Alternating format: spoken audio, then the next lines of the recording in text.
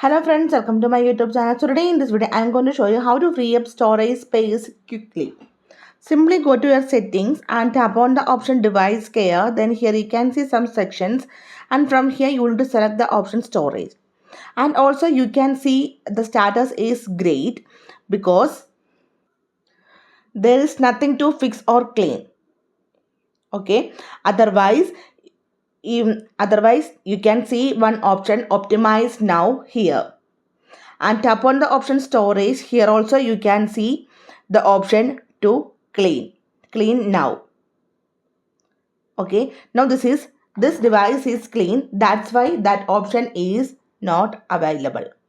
This process finds junk files, duplicate data and apps you don't use. Clearing them not only free up the storage but also improves your phone's speed and overall performance. So simply in this way we can free up storage space quickly on this device. I hope you guys enjoy this video. Thank you for watching. Thank you. Bye bye.